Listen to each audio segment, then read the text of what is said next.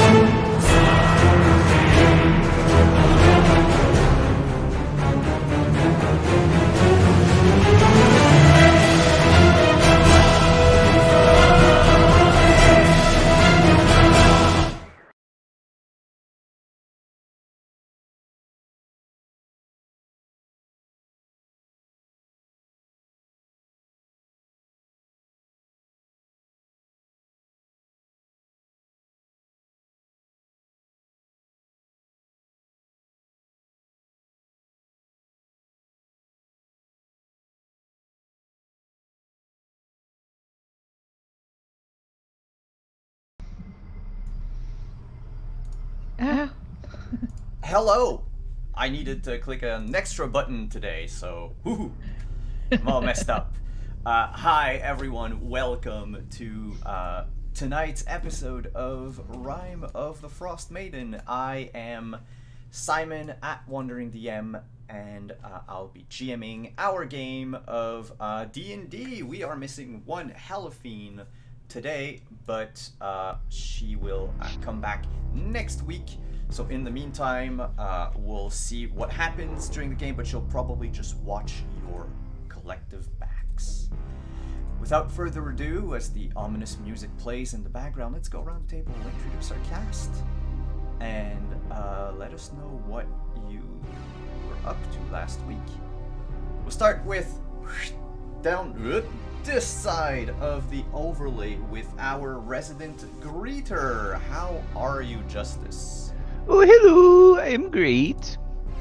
I'm Eaton. I'm the town greeter of wherever we happen to be. Not necessarily in a town. I'll greet pretty much anyone. And, last week I was asking my fish for a prophecy. Wasn't it an augury? Yes. Isn't an augury a type of prophecy? Yeah, no, that's true. Etten doesn't really know the difference. Simon either. And then we have next to Etten, we have our escaped monk and rogue. To my hi, how are you? Hi, good, thank you. Yes, I am playing Elise tonight, as every week. And the group may find out my monk background in the next couple of episodes, I guess. So that's gonna be interesting. We'll see where the adventure takes all of you. Next up, our gruff ranger and partial bird person. Hi, Justin. How are you? I'm fine. I am probably not a bird person, but I guess when you study ghost law, you don't have a lot of time to study There's no biology. such thing. Well, explain that to Goliath. Last week, I unsuccessfully attempted to torture dwarfs, but I was in a zone of truth, and it made me sad that I wasn't able to. And lastly, we have our sorcerer. Hi, Kelly. Wait. How are you? Wait, Wizard. don't do this. Thank you. I am Uses Kelly. confusion. I'm Kelly. I play Sakya the wizard with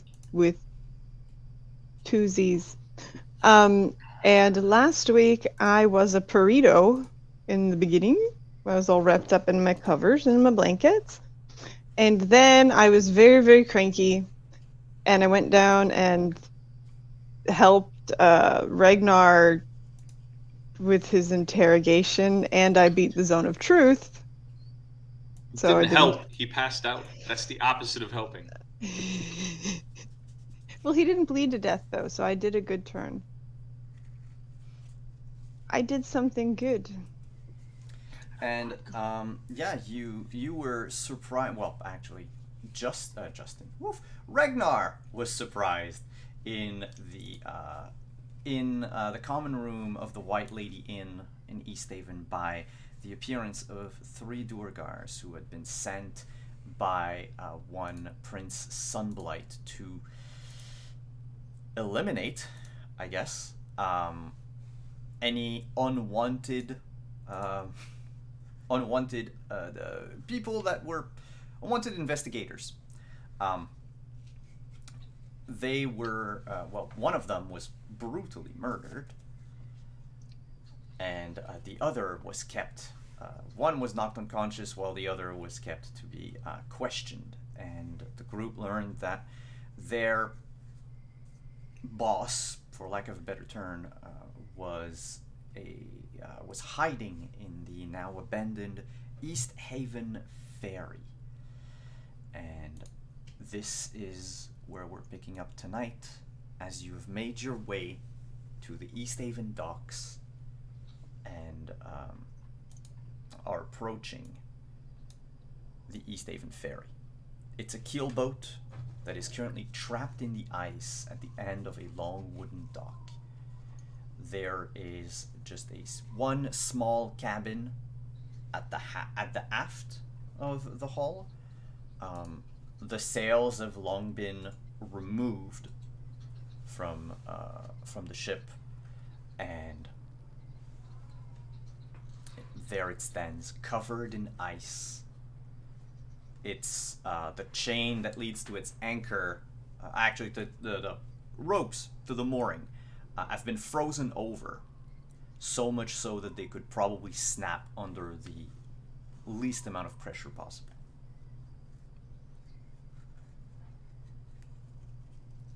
How many people did the ferry hold when it was at its heyday? That is a very good question. The ferry itself, I think it's like maybe 20 tops. It's not like these are large. Yeah, no, they're cities. rather large. They can carry 4 passengers? No, that's ridiculous. Oh, yeah, okay. The keelboat can carry half a ton worth of people. Or 3 ends? Are you calling me fit? No, I just can't do math. Yeah, it would be I think it's mostly. it's 1,000 pounds. So I probably roughly 10 people. I think Etten is mostly fur though. Like, I think he's mostly dried fish. I am a furbolg. Sarkia is contemplating dumping water over Etten to see if he turns into like one of those Persian cat things where he's super skinny when you puff all the fur down. You have seen me in the bath. I That is unfortunately true. don't want to think about that. Thanks. But he did not look like a cat. Lasads. No, That would have been fun. Lathander.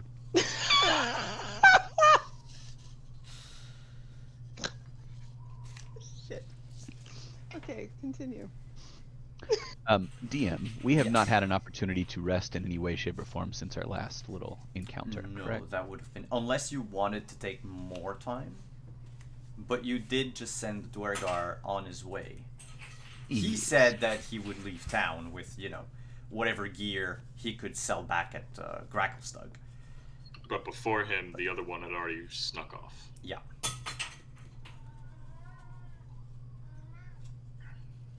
Helafine is not coming with us, right? Helafine is coming with. Okay. But if you go on the ship, Helafine is basically going to stay on the dock, on the lookout for that other Dwergar. Okay.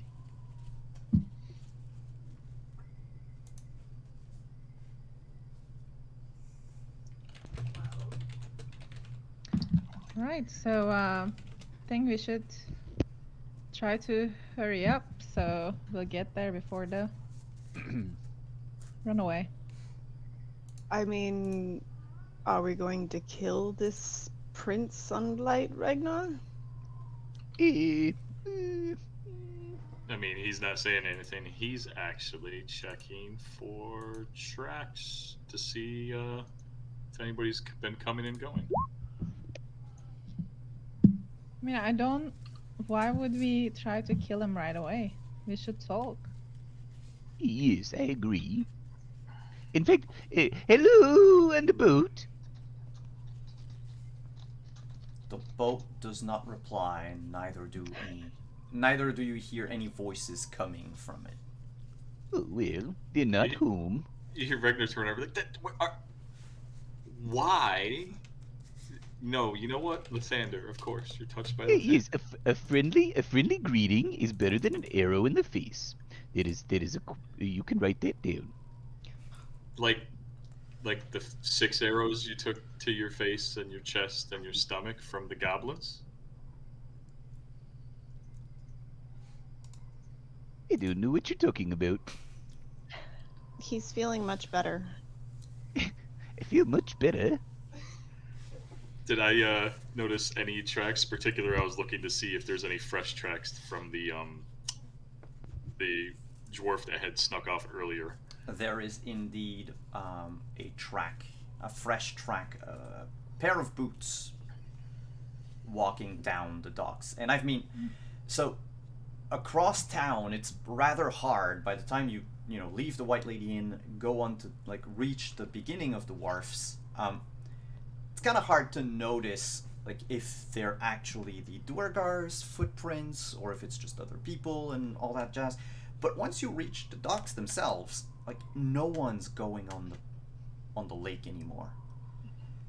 So most of the footprints sort of fade away, and you're left with this one lone pair of boots, dwarven size. Did they lead to a specific part of the ship, or do they just go straight to the ship?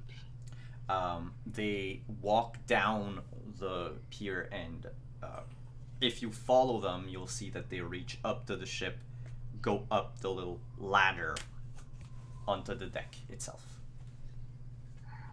Well, definitely here. But unfortunately, my burn plan probably won't work. Well, You're what? burn the fairy.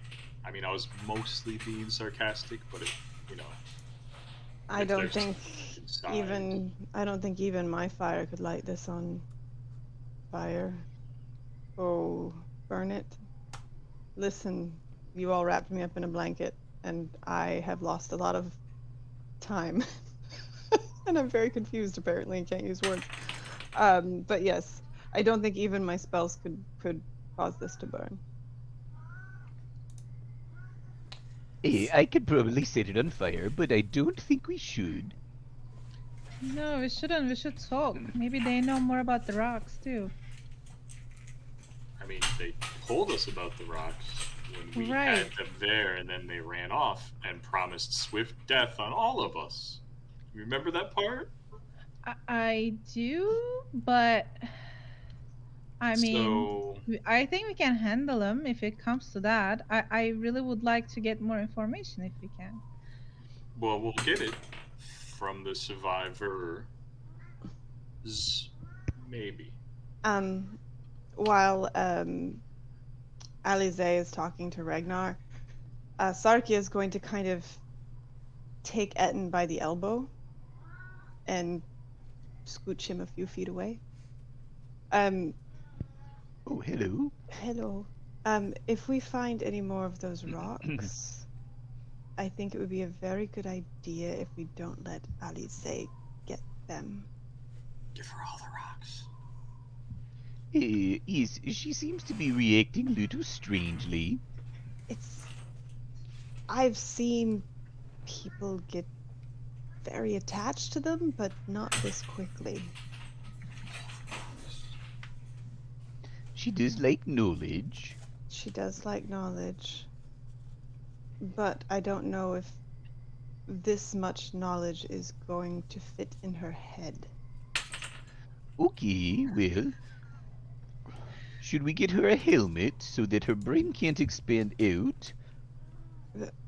That's not how it... Just keep an eye out for the rocks and try to hide them.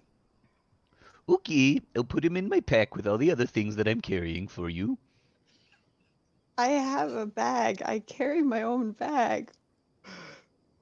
Not this plate armor that I've been lugging around the entire continent.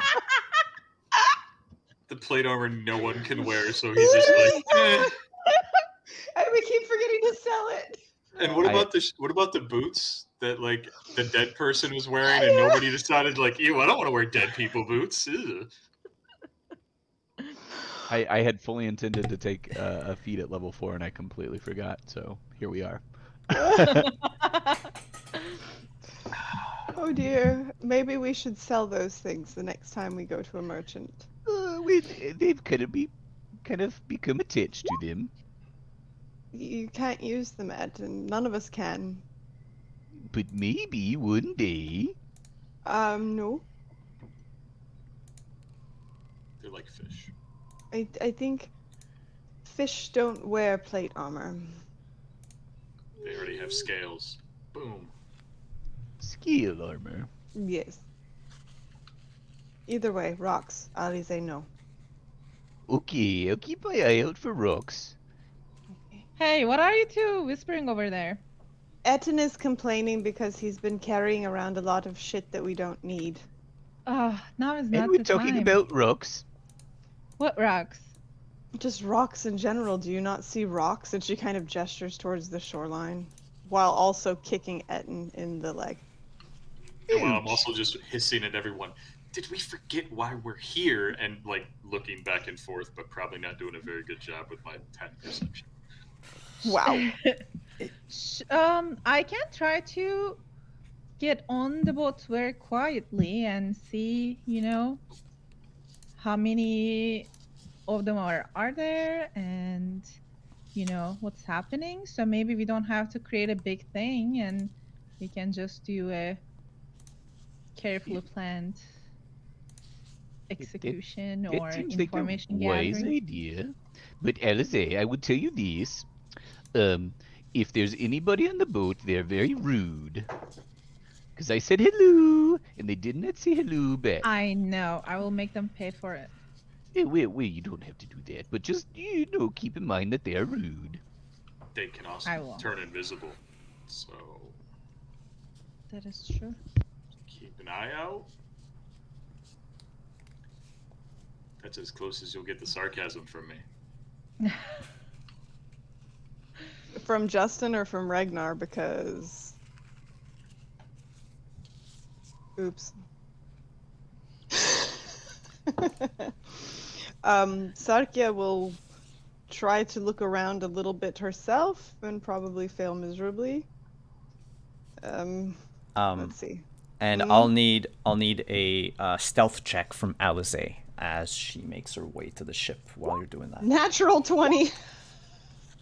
Double nat 20s, actually. All right. Ninja. You are looking around Sarkia for signs of someone, and you notice a faint shimmer on the deck of the ship. There is a Duergar standing guard there, but he is invisible. Okay. Meanwhile, you have completely lost track of Alice, who has just disappeared. How can I keep her from the rock if I Etten, can't see her? Etten, I can't remember if you have that trick where you light people up so that we can see them a little better. Yes, I can do that. He has to see them in order to cast the camera. No, it's a cube. He can just cast a cube. Oh, you mean fairy fire? You Yeah. need to be able to see a target. Hit the cube. No, you don't. You can just It cast a lands cube. in a cube, but you need to see a target. I don't think so. No, if it's an area, you target a point in space. Yeah, just a point in space. Do you see the right onto the deck? Do you see how it's a little shimmery up there? Oh, yes. Hello. That's because there's a guard. Why is he saying hello again? I don't know. Because at this point I had my bow just out, expecting anything to attack us because... So if everything goes pear-shaped, can you drop a cube on that and make him light up? Oh, I ran into a gelatinous cube once. It was not fun. I don't want to fight them again. I cannot summon one of those. Okay, just fairy fire. Just woof, on the guy on the deck. Yes? Oh, yes, I can do that. Where did you meet a gelatinous? I don't want to know. There's Nope. none up here now. This weather, they all freeze. It's true. Okay. Alize, you're walking up to the ship. You start climbing atop of it. While she's climbing, the rest of you would finally see her like contrast with the rest of the night sky. She's going to land on the ship about like 10 feet away from the invisible Duergar that you saw, Sarkia. You're muted. You're muted. I'm keeping an eye on the shimmery spot to see if it moves very much. It doesn't seem to see Alize at all. Etten, were you going to do anything after Sarkia's suggestion, or...? Well, she said to wait, Alright. so I wait. Alize, you hop onto the ship. The keel boat itself is about 60 feet long by roughly 40 feet wide. To your left, when you hop on board, there's a door to a cabin about 15 feet away from you. The rest of the ship is empty, though you notice at the very front of the ship there is a large harpoon launcher, a sort of modified ballista. And like in diagonal of you to your right, middle of the ship, there's the mast. It goes up several feet. There are seats, benches lining up both sides of the ship. But they're all covered in ice and snow. You notice, however, that the deck of the ship, just where that door is to that cabin to the left, there is a lot less snow in front of that door than the rest of the deck. Okay, and are there any windows looking inside the cabin, or? Windows peering inside. There are no windows peering inside the cabin. Okay. And I don't notice any anybody around, right? I don't see anybody. You can make a perception check if you want to. If you really want to take some time to look around, but your passive perception does not spot anyone. The ship is empty. Okay. Awesome. I'm safe. So I'll I'll continue moving forward toward the cabin and see if I can hear something. Any movement or conversation or anything like that from the door. You put your hand on your ear up to the door, and listen in inside. For a time, you don't hear any noise. Like maybe like a good 30 seconds. Then you just hear the faint clinging of like metal objects, like a like someone was pushing utensils on a plate, or like bumped on a table and it shook and thus created that faint sound. Like whoever's inside is trying real hard not to be heard. I see. Okay.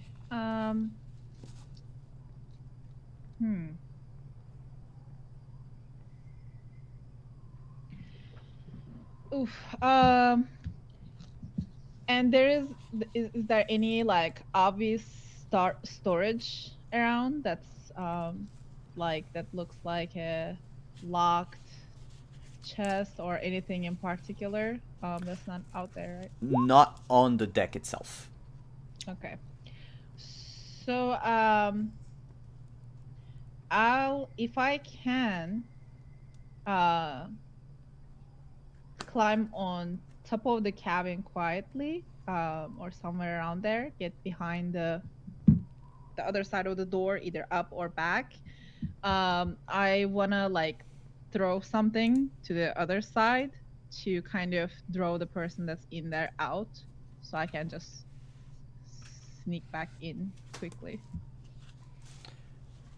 You look around. There are, several pieces of like shards of ice that formed when the snows hit.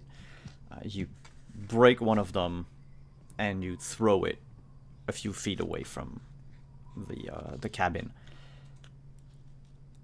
While you do not see anything, you hear footsteps on the deck, like from maybe like 10 paces away from you, cross the deck and go where you threw the piece of ice. And it's just like one person moving though, right? You don't hear enough footsteps Multiple to think that, footsteps, like it doesn't seem that there's, if there are multiple people, like some of them are being very quiet. Yeah. And there's no reaction from inside the cabin? Nope. The doors do not open and you do not hear further noises from inside. Okay. Which direction did you throw that ice? I throw it like toward the middle. So you would see the three of you on the pier. You would see, well, Sarkia knows where the like aura is, and it moves away closer to the mast. Okay, he's moved now, Etten. Just in case. Okay, do the thing. No. Oh. Just letting you know he moved so that I can tell you where to shoot. Okay. Okay. Because, during all that, I had tried to also sneak onto the ship because I got tired of Sarkia just sitting there, not telling me what was happening or what she'd saw. So, that was what my 10 was for, because I have disadvantage in my stealth. I'm in scale mail. I have disadvantage on stealth. Oh, you're a fish. Simon. Yes, you would hear. I do. But that's why I asked which direction you threw the ice towards, because I was coming up onto the dock the more normal-ish way. Yeah. So, to recap, Alize, you threw the ice, you heard the movement, then you hear the jingle of Regnar's armor approaching the ship. Okay. The footsteps And- immediately begin to... Yeah, go ahead. So, okay, so how bad do I still feel that like effect from the rock? It's manageable. It's like, you know, when Okay. you're very hungry but you still have stuff to do. Like, you still feel it inside of you that you crave this like contact with the stone, but it's not so overpowering that you cannot think or cannot do anything else. Okay. But like that's probably one of my main goals right now, right? Yeah. Okay. So I'll even though I heard the person on the deck, now that I know Ragnar is close by, I'm just gonna open the door and get inside the cabin and trying to talk to whoever's in there. All right. So I'm a using distraction. using what distraction Ragnar made, you creak open the door and slink inside, close it behind you. In the darkness of the cabin, and I'll get back to Ragnar. Like, we'll try to split what's happening because, of course, something's going to happen outside. But inside the cabin, it is a basically 20 by 10. So it's as wide as the ship is, not very deep. Inside are 2 beds, the covers of which have been additional covers have been added to the bed. So leading you to think that perhaps someone is actually, living here. There is an oil lamp with a very small wick burning inside. The light is so low that it doesn't, even for a normal sighted person, like, they wouldn't really see anything.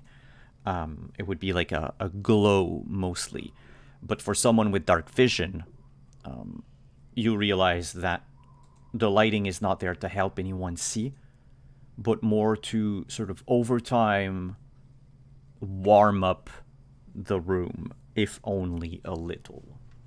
There is a desk between the 2 beds. It's more like a table, actually. It's a table with like 1 drawer underneath it, than a proper desk. There are no chairs. You don't see any at the moment. The desk itself has a few empty pewter cups, a map of the area. You also see 4 bags of like canvas bags, if you will. It's not canvas. I don't remember which one. The name for that. Yay, Simon.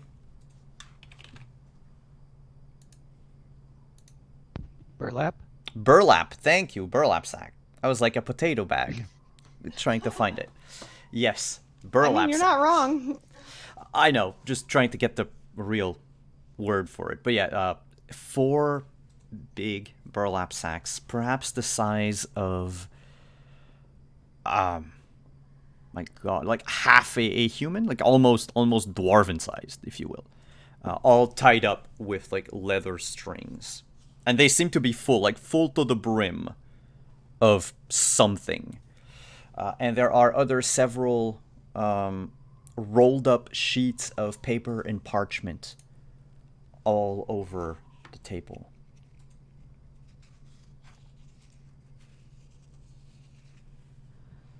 And I don't see anybody in there. You do not see anybody in there. You can come out. I just would like to talk to you.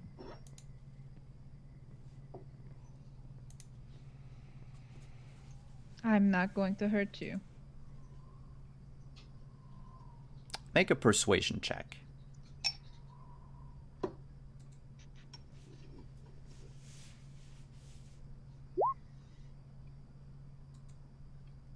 Do you have advantage on it, or No. it's just regular? Okay, so that's a 5. Can you make an intelligence saving throw?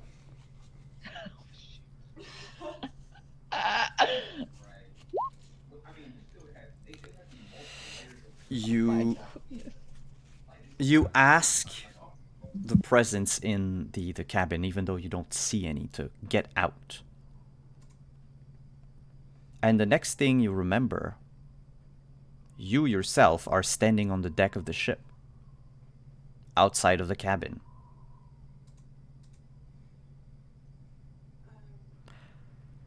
And in front of you, we'll pause that, or rewind a little to see what's happened outside. Only good things.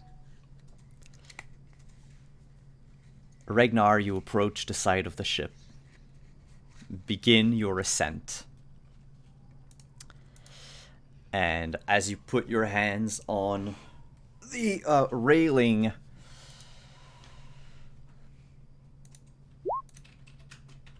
does a 17 hit you? Actually, I forget. Yes. As a warpick plunges itself into your left hand, crushing your fingers. Would I have seen this? Yeah, well, you I mean, and I'm gonna Etin, yell out, so you would definitely hear this. Yeah. And that cry, you would hear it, Alize, just as you ask, like, I'm not gonna hurt you. Just as you say, I'm not gonna hurt you.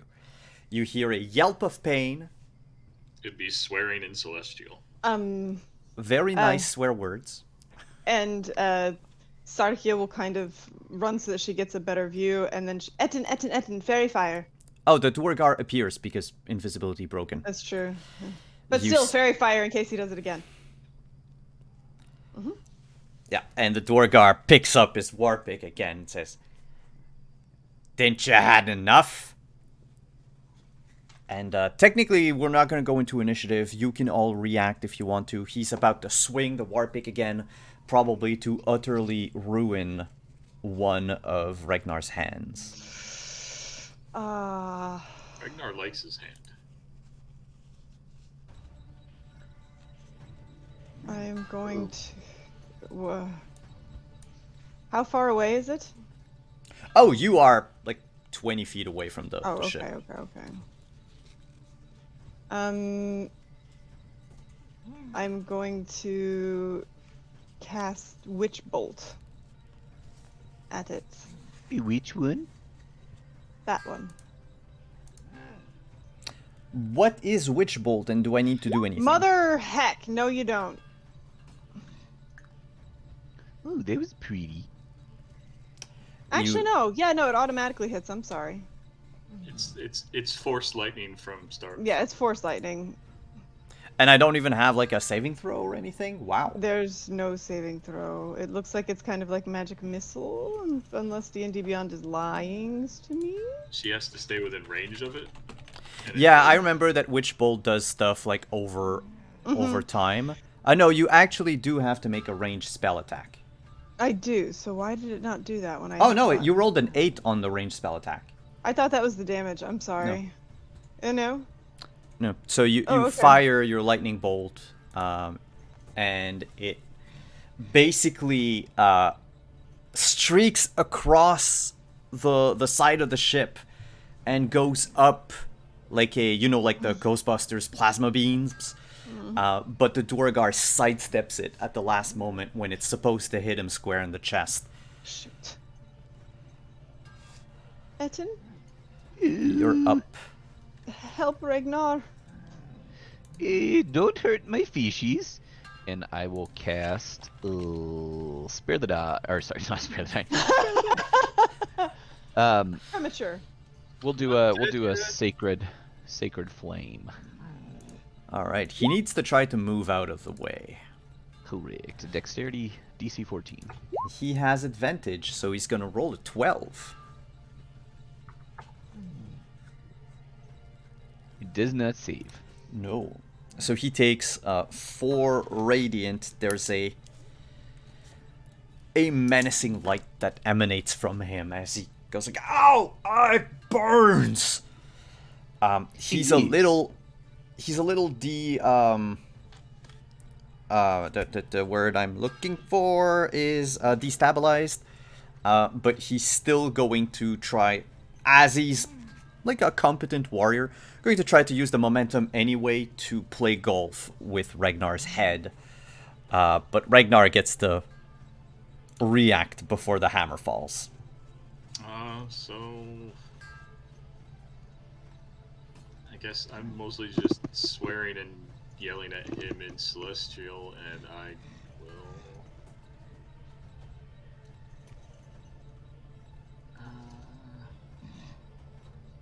Yeah, I'll cast Zephyr Strike again. I guess there's a bonus action so that I can just pull myself up super fast past him, and he doesn't get to touch me. Yeah, and you don't provoke attacks of opportunity, right? Nope. So you just hop onto the deck, rapidly move across the deck. Your hand just dripping blood all across the deck, and as you run, like in slow motion, you would see Alize just casually open the door to the cabin, exit the cabin, close the door, and stand dumbfounded outside. You still get to act, Alize, though. So... Oh wait, I still get an action. Oh, yeah, that was a bonus action. Sorry, I'll get to Alize in a second. Yeah. As my regular action, I will just use, I'll just grab my hand with my other hand and, heal myself 4 hit points. With, a healing light that I hope nobody sees. Stop touching yourself. I mean, Alize's the only one on deck. And she looked a bit out of it, so I just sort of, hold my bloodied hand with one hand and try to plug it with the other. Mm-hmm.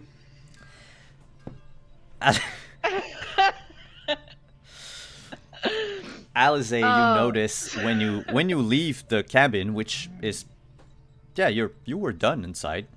You think you don't really remember what happened, but you see this Duergar, the one that you met at the end, spinning around, war pick in hand, like a giant pickaxe, and he's about to rush through the deck, like across the deck, with like a murdering gaze in his eyes, raging at Ragnar. What do you do?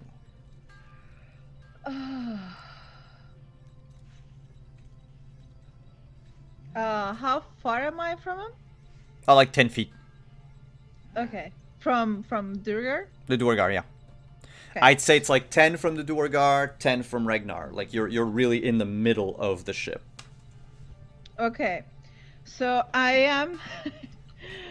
am going to try to run and like almost bounce off of the, what's that thing that's in the mast? middle of the ship? Mast.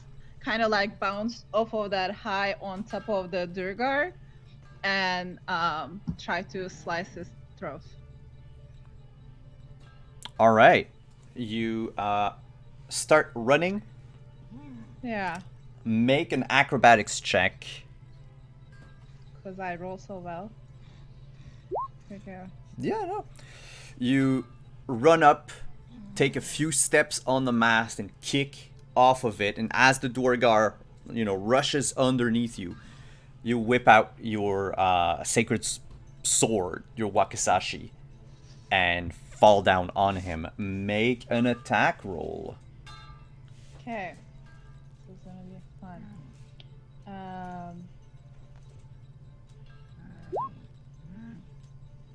Oh, that definitely hits. And And like, am I still on him as I cut him, or do I like fall off?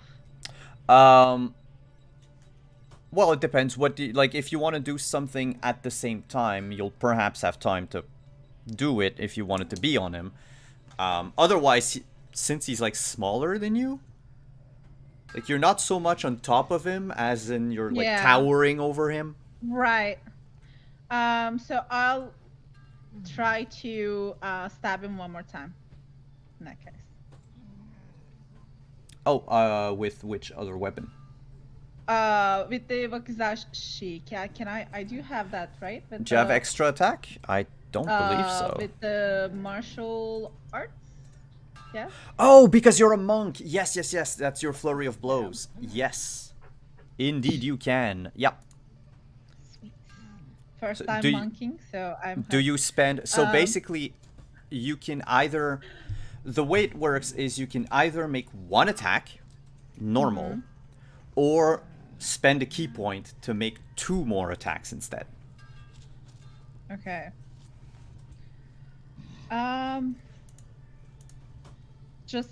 Just normal, like additional. Just one more? right? Okay. Yeah. You don't want to spend key on it? Oh, you don't have key points, I believe, I right don't away. have that yet. Yeah, okay, so you From can only what I do one think. more. Yeah. Yeah. Oh, but it is only an unarmed strike. It's not with the wakizashi. Oh, so like punch. Kick him in the head.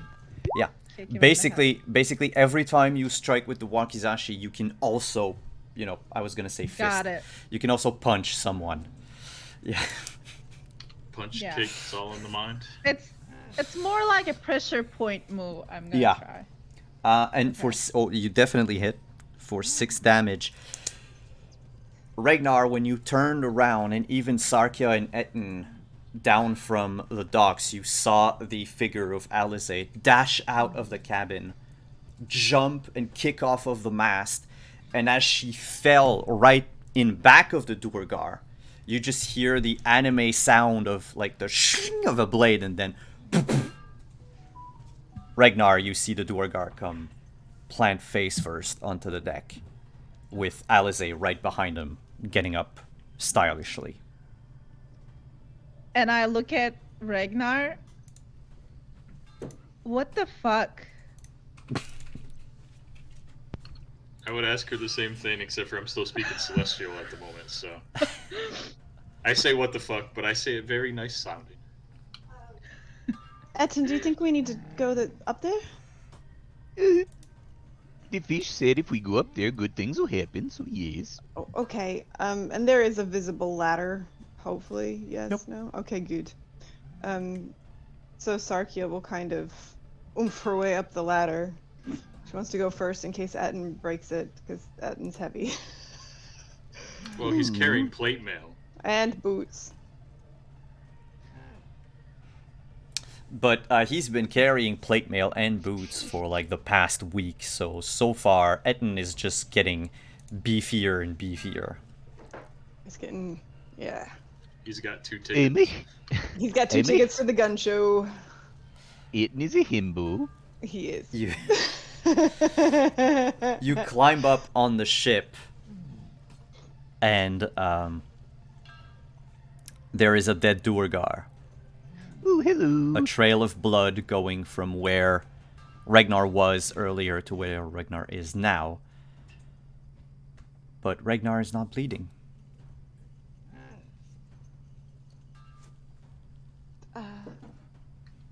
I am rapidly wrapping my hand up. Do you need help with your hand? Are you good?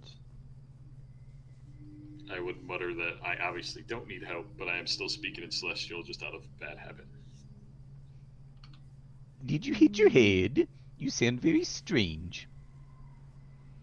I once had a cousin who fell and hit his head on a rock, and then for the whole summer he spoke in gibberish. We didn't know what he was saying. I was hit with a pick. Doesn't matter. No, I'm fine. Ooh, okay, you were murdering. Yes. Did your cousin start speaking normally again eventually? Well, he never really spoke normal in the first place, so... was hard to tell. That's a fair point. So the element of surprise is lost? What surprise? What were you doing in the cabin? What did you find? Oh, I don't know. Nothing, I guess. Yeah. Nothing. Well, he was out here.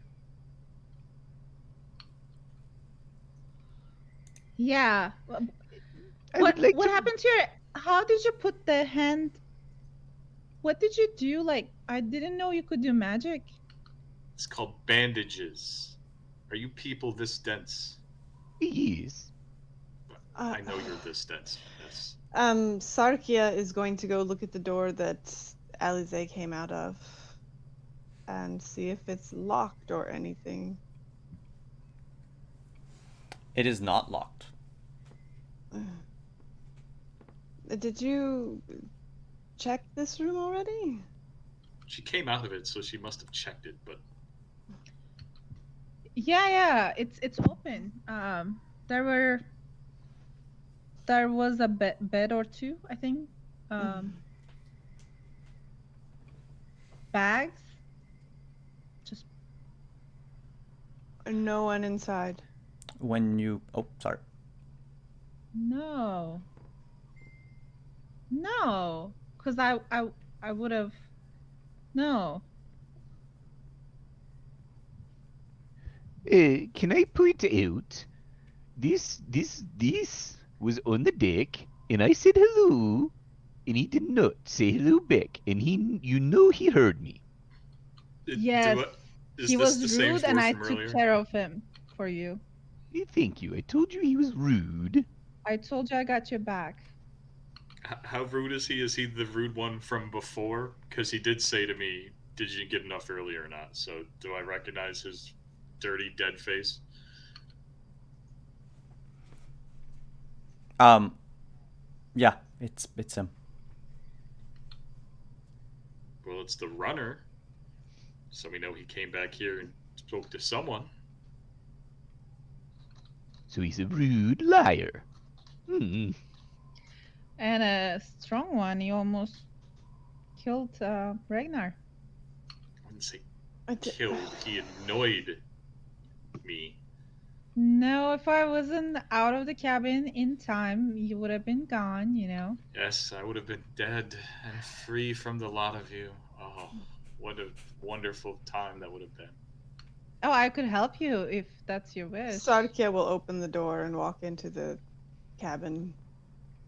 Oh, goodbye. Well, what you could come too, I'm just saying. Maybe there's people to say hello to in here. Were they I rude? told you, there's nothing.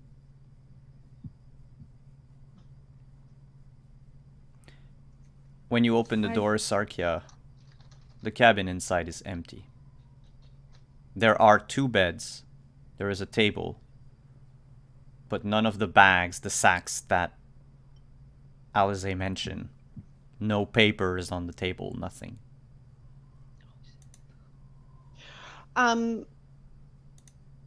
Can I look around and see if it looks like anybody has hastily exited? Like, grab things and run? It does look like that. It does. My rocks! It does. Can you make an investigation check? Sure. Oh boy. And while you're doing that, I'll ask the rest of the group. 18. All right, I'll come back to that in a second. Okay. What's everyone else doing while you're, frantically looking through the cabin? Looking at the other end of the ship, you said there was, because that's the aft of the ship. You said. Yeah. So there was there another front towards the front of the ship an entrance? So the cabin's at the aft, so at the back of the ship. At the front of the ship is the javelin, not javelin, but harpoon thrower. Is there like a cargo hold entrance or anything around on the deck? No, it's really just made the ferry passenger and like whatever they have on, like on them, from East Haven to like either Caer Konig or Caer Dineval. It's a very, very mundane ship. Well, I'll check the harpoon thrower to see if it's recently been used or recently like in service, because the rest of the ship's iced over. But you said that the harpoon thrower is there, so When you approach the harpoon thrower, you notice that there are no harpoons left in it.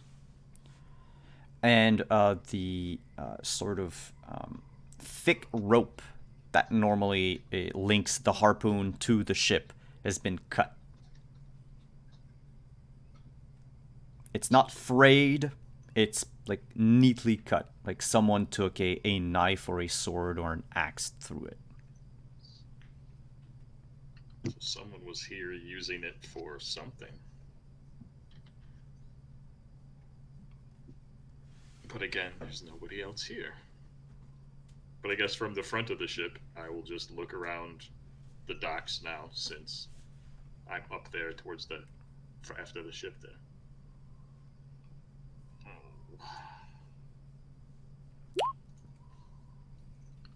All right. What about you, Etten? Ooh, well, would Sarkia and I both fit in the cabin together? Oh, definitely. Like I said, the cabin is like 20 feet by 10 feet. Ooh, okay. Then I will follow her in. And while she's looking about for signs of escapees, I'm just gonna poke through the potato bags. They're not there anymore. Yeah, he took them. Oh, there's nothing else in here? Everything that Alize mentioned, there is only the 2 beds and the table. Well, then I'm gonna poke the bed and see how comfortable it is, and lift it up to see if there's anything stored underneath, and then just, depending on how comfortable the bed is, I might sit down for a moment.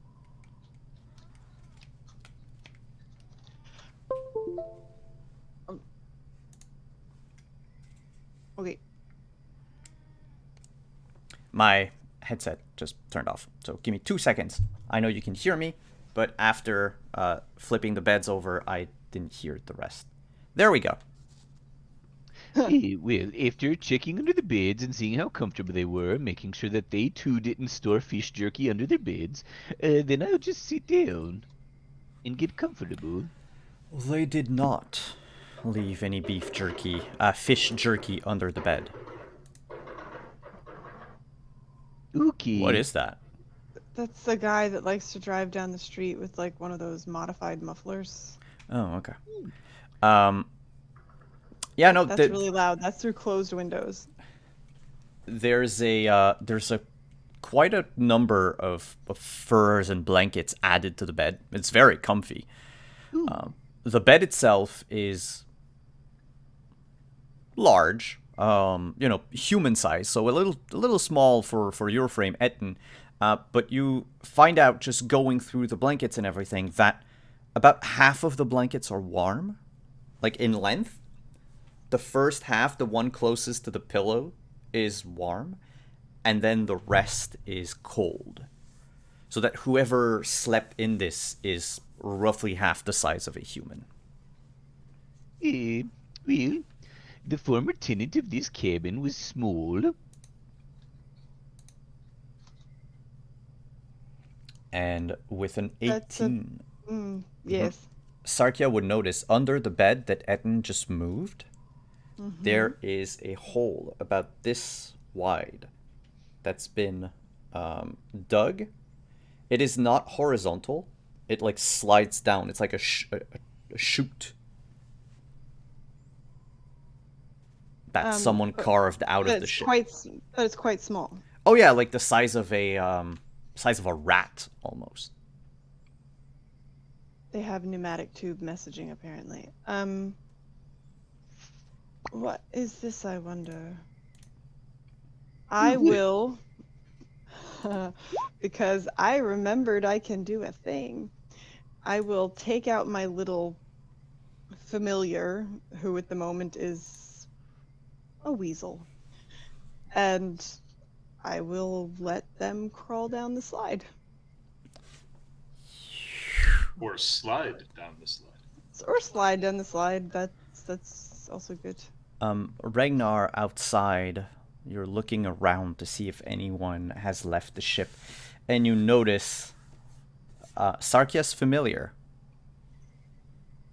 A ferret, I believe, right now? It's a weasel. A weasel, yeah. a weasel, sorry. A weasel. Like Sarkia's weasel just appeared, like slid down and just slid off the ship, basically, onto the ice. And it's just looking at you. Like, how did I get here?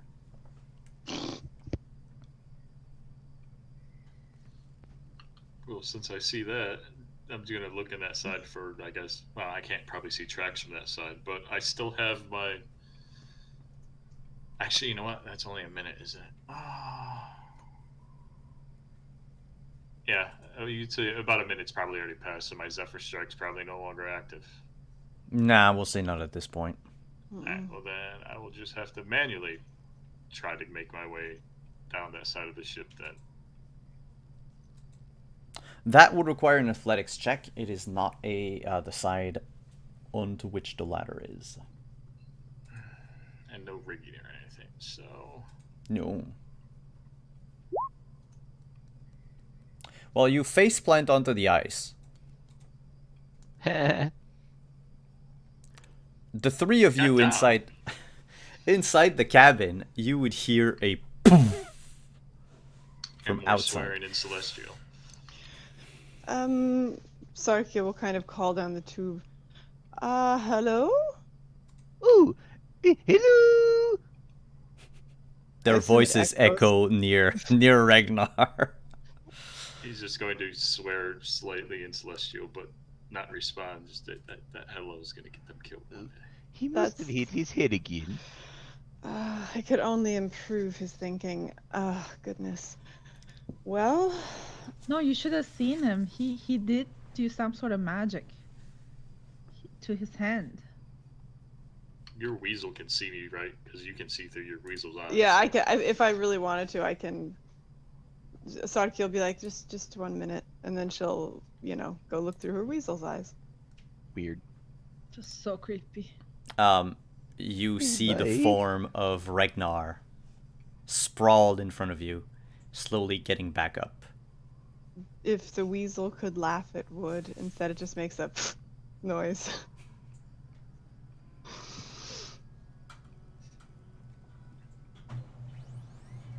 I think Ragnar has had an accident. Does he need assistance? I don't think I can fit down this hole, but perhaps I can drop something down the hole. Or we could go outside and climb back down. Oh, right. Yes. That That's- also yes. makes sense. It does. But I want to... hello? Ragnar, I'm going to send you some fish. Hello? They're gone already. You can stop saying hello. I'm going to drop some fish jerky down the hole. Catch it! Ragnar, when you get up, you dust your pants off and you see sliding off the ship, out of the hull of the ship, a handful of dried fishes. Gross. I'm just gonna look to the weasel there you go. The weasel thinks it's delicious. I'm just saying. I mean, listen, honestly, this thing eats everything. Except carrots. So, as long as it was jerky and not carrots, we're good. So yeah, Sarkia will come out of the cabin and make her way down to the ice as well. And the ferret buggers off and tries to find her. Alize, you saw the cabin before. You saw it now. Clearly something happened while you were in there, and try as you might while they're talking and sliding down the chute, you don't think you've lost your memory. You think you just came in and something made you just turn around and leave.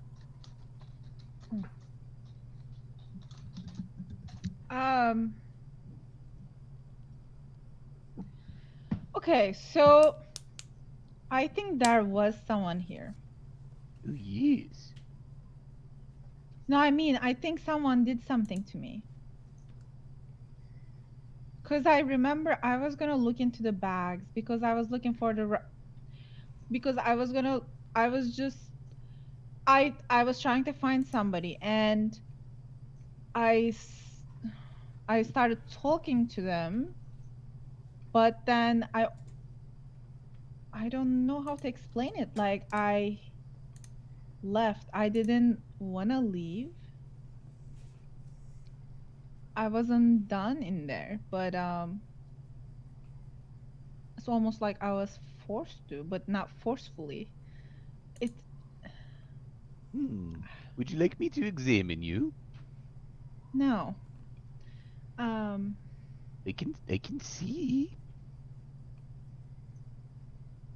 See what? I'm okay, Etten.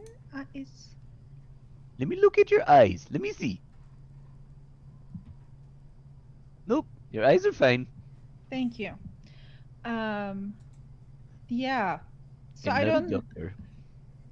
I don't know. I think somebody was here and did something to me and made me leave and took all the bags and the papers that was on the table too. But like, how did they? I don't understand. How did they leave? Well, We would have I, seen them. I think Sarkia believes he went down this hole. But how did he carry all that stuff with him? I mean, the hole is like this. The bags were like big bags. I mean, almost as big as, I don't know. It's the Druger out there. They were decent sized bags. There was a lot of them. Well, let me see. And I will cast Detect Magic. There was magic present in this very room. There was magic present in this very room. Illusion and transmutation, to be precise. Anything specifically around Alizé? Yes, actually, she was affected by an enchantment spell like about a minute ago. Yes. So it looks like there was some transmutation or something like that, so it's possible that he changed the size of himself or the bags, and did a little magic on your head too. Okay, problem solved. No, it's not, because we need to find them. Oh, well, this bed is awfully comfortable. No, Aiton, come on. Let's go down. Ragnar probably is trying to kill himself already. We can't come back here. You can't sleep here. Let's just, before he goes far, maybe he knows how to teleport too. He's doing all the stuff. Okay. Ragnar does. No, he wouldn't. Then I would have teleported. But anyways, he could go to other places quickly. So let's just go find him. Yeah. Oh, go ahead. Sorry. Have you gone over the edge of the ship yet? Me? Yeah. I'm going to go to the edge of the ship and wave. Hello! I just saw you 30 seconds ago. Yes, but you never know when it will be their last time to say hello to a friend, so you have to take advantage of it every time. You're actually very correct, yes. Hello, Etten. And I pray it's the last time every time. But I say that in Celestial. So it sounds very pretty. He's muttering again. Check his head. So yeah, she'll get all the way down, and she'll go over to Ragnar. Have you gotten up yet or no? It's been like 2 minutes. Of course, he's Yeah, gotten yeah, up, and he's he's gotten just sort up, of. yeah. He was Okay. sort of like looking at the tracks and trying to find his way, and sort of looking for Heliphine to see what she's. She said she was looking for the other dwarf. He's just making sure she's not, that she's still barely there. Um. So Sarkia will go over and just kind of inspect Ragnar's head and walk around him to see the back. And in Infernal, she'll say, "There's not that much blood. I think you're going to be fine."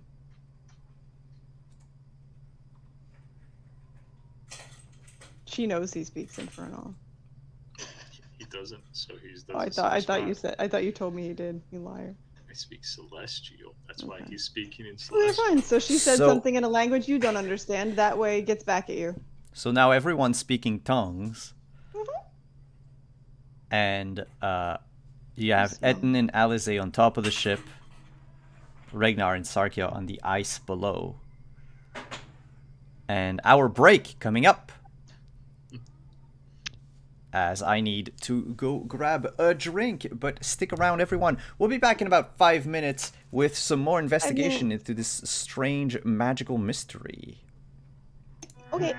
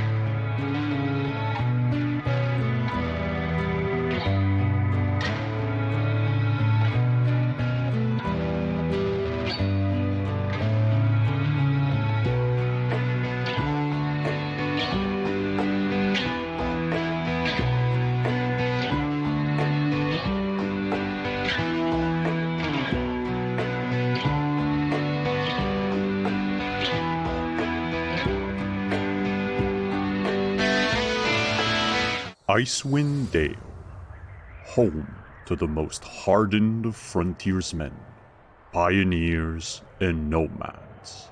Beyond the sporadic dots of civilization dwells terrifying beasts and deadly monsters. Each night, before midnight, Oriel takes to the sky and weaves her spell of ice and darkness.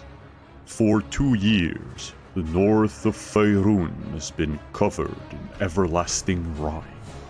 From Dugan's Hole to Lonelywood, from high atop Kelvin's Cairn down to Mare du Walden.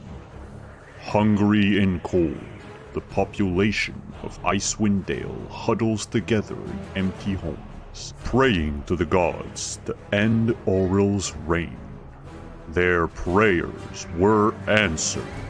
Heroes summoned by fate have vowed to break the Frost Maiden's spell.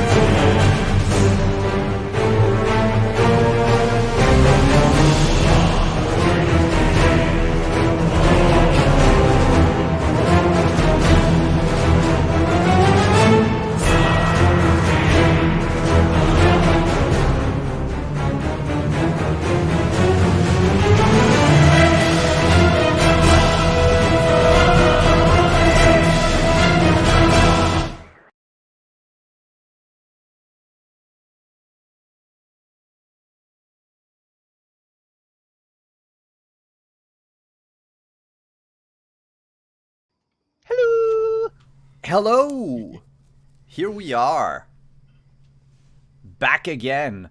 So, things have happened. And the GM remembered something that he didn't remember earlier. So, as the four of you, Alize, Alize Etten on top of the ship, and Ragnar, Sarkia, and Familiar down on the ice, the four of you would notice roughly, it would be 200 feet away from you, out of nowhere grows this dwarf in heavy robes, pulling behind him burlap bags. Ooh, hello. There he goes. 200 feet? Yeah. At least his hello helped us for once because I wasn't looking. I was Upon arguing with Sarkia. upon hearing the LO echo across the lake, the humanoid over there lets go of the burlap sacks and begins to run away. What do you do? Should we chase him? Yeah. And Eliza starts running. Oh, that would be with disadvantage, Ragnar. But seeing how a 12 isn't going to hit anyways, I don't think. 12 would not. So you arc your bow, you shoot an arrow, but the volley ends, Yeah, I got nothing. lands before him. I have nothing. Unless you have like a magical way to reach up to him quickly, he might be able to throw you off. You can try if you want to. We can go into a chase, but he did leave the bags behind and just hoofed it. Sweet. I don't care about him. I just go chase after the bags. All right. Alize jumps overboard and runs to the bags. Ooh. Sorry, I'm looking through my spells. I thought I had Face Step, but nope, I do not. You're muted. I have Misty Step, but that's only 30 feet. So it doesn't do too much. I don't No, think. chasing after him would require, athletics and stamina. Yeah, I not feel my like strong I suit. have these things. What is it, Eden? where is Helaphine? Because if anybody can get him, it would be her. Oh, fudge. Yeah. Helaphine is she was on the docks. Sure. Like you left her about 30 feet behind to look out like into the city to see if anyone was coming from East Haven. Like if that other dwarf would have tried to, go a roundabout way and then sneak back onto the ship. Let me grab her sheet. But I do believe that she's able to catch up to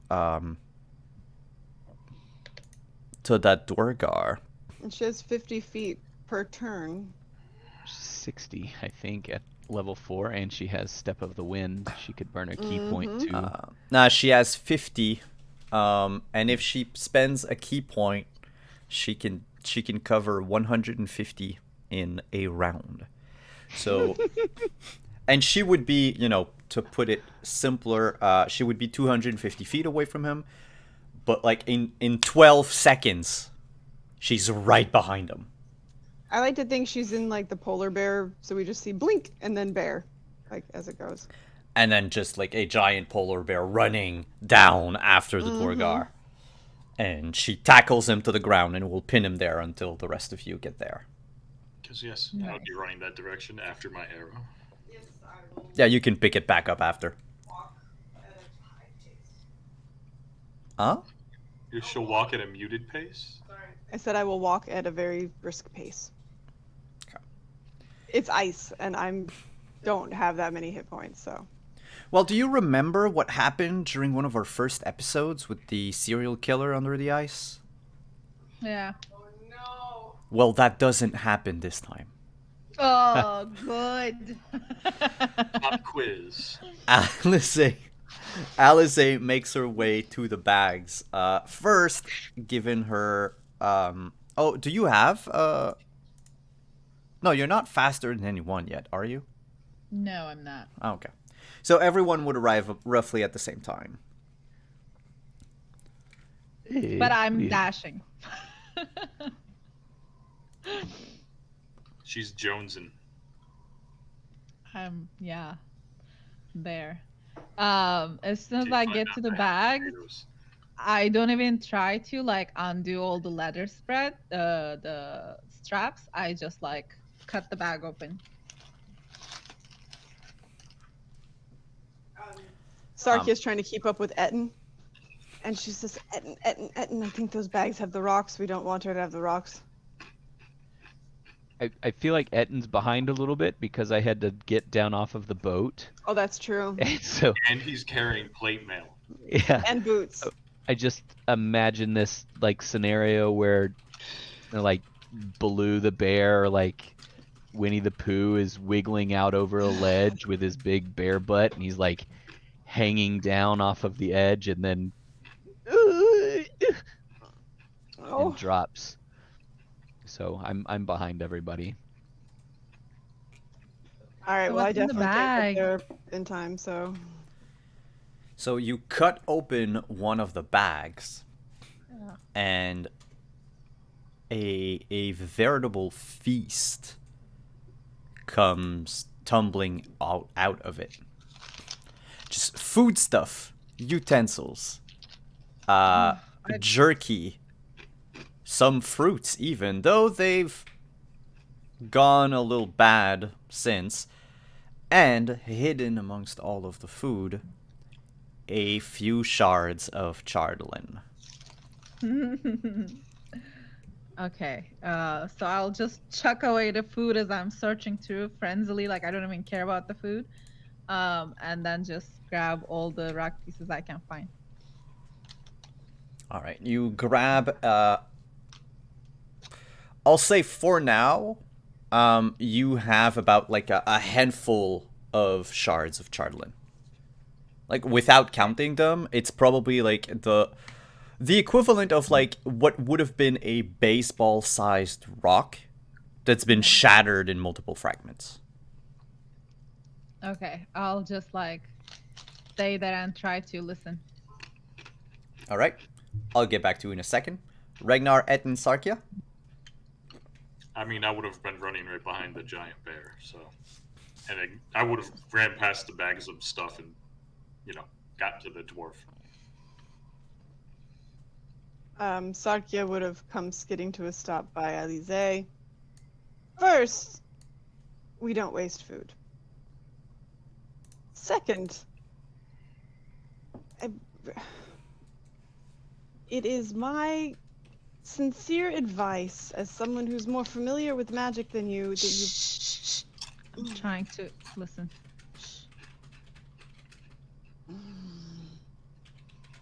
Hello, I'm here. Don't worry. She got the rocks. She got the rocks. Ooh. Ooh. Hello. Alize, I don't know how else to tell you how dangerous these things are. Don't tell me then. I just need quiet, please. You know what? Sure. Have quiet. And she just walks over towards Etten and Helafine, but she picks up the food on the way and shoves it into her bag. We don't waste food. Etten, there's jerky on the ice. Ooh, yes. I'll put the food in my bag. Are you making Atten carry more stuff? I just told him it was jerky, that's all.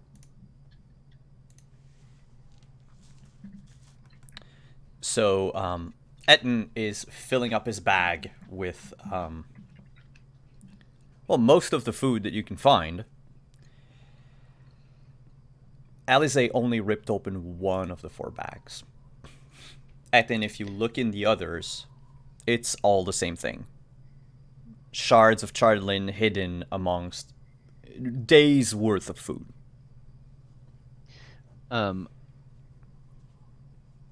Under the guise of picking up the food, I'm going to put my body between Alize and the bags as I sort of empty them out. Oh, look at a good apple. Oh, that's delicious. And some jerky. And then just push this bag over here, and then just push it over here. And I'm going to make a big show of finding all this food, but keeping all of the chardalin. I don't want to touch it, but dumping it all into a single bag as I sort the food around, and then I will wad it up and shove it down in the bottom of my pack. All right. And cover it with more food. The amount of chardalin in the other bags varies, but you roughly, by the end of everything, have about 1 pound of chardalin. More.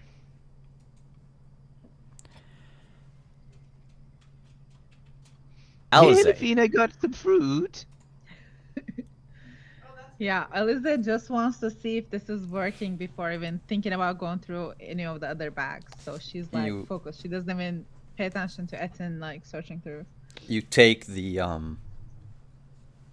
chardlin in your hand and you start hearing the whispers again, and the voice, sort of garbled voice underneath it all. Can you make this time a simple wisdom check? So just a d20 plus your wisdom.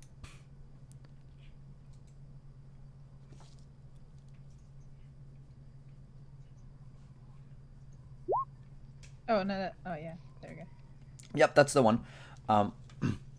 You try to block out any distraction and focus only on like that one specific voice, and it becomes clearer and clearer as it as it stops being drowned out by the other voices, and it speaks in a language you have not heard. Well, what languages does Alize speak? Oh yeah, common and Primordial. primordial. It is neither. Again, like you heard. But then the voice begins to slowly change. Like you catch some of the words. Like 1 out of 5. And then 1 out of 3. And then every other word. And then everything. As the voice laughs and taunts you, saying, I have him. It is unfortunate for you that we got to him first. He wanted so much to tell you everything. But now, everything is ours. That is unless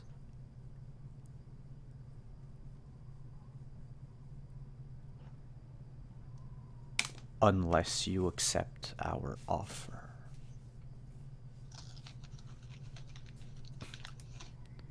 And then it goes on repeat. What is it? Do you hear me? What is it? I hear you. I don't know. And just like over Etten's voice, like Etten begins to speak, and at some point his voice is just drowned out by that same otherworldly voice in your mind. It says,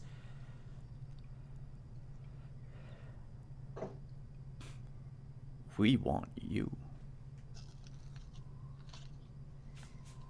We want what you will bring to this world.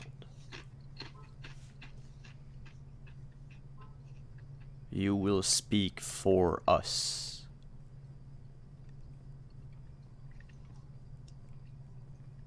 And we will relinquish your lover's soul. Who are you? Where can I find you?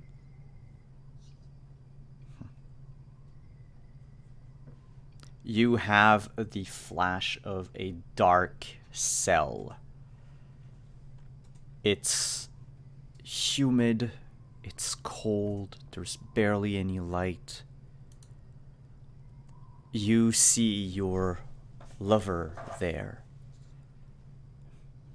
kneeling on the ground, muttering things to himself like he's reciting a book over and over.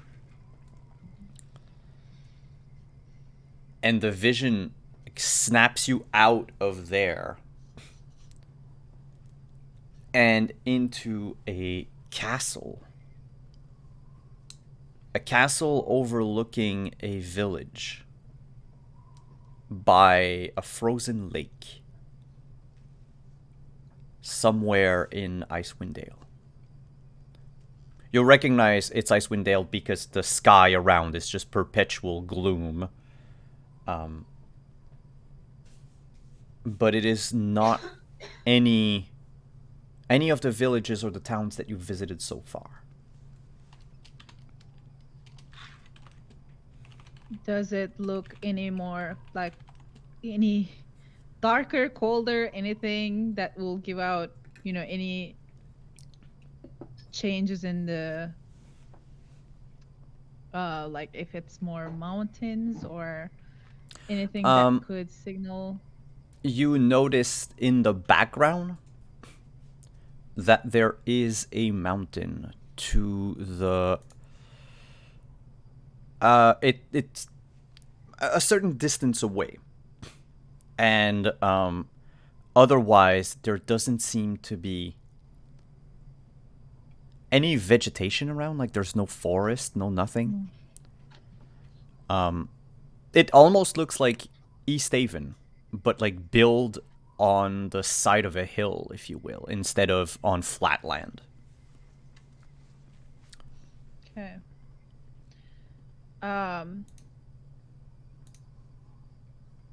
Guide me to you.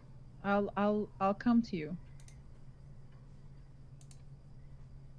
You will you?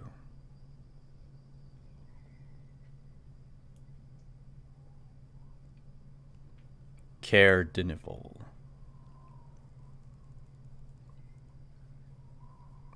And then you sort of regain your senses as you feel the wind blow across the lake.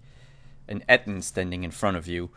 Etten, for the past about 3 seconds after you spoke to Alize, you notice she became like rigid. And she stayed in this position for like a few heartbeats. 3 seconds, in fact. And then seemed to have snapped out of it.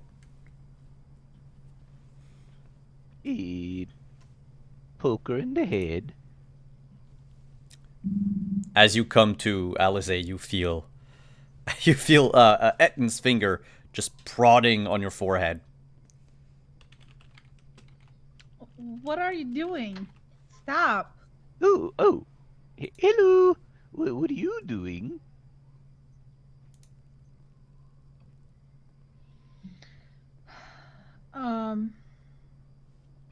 Do you have a parchment? Do you have something I can draw with? No.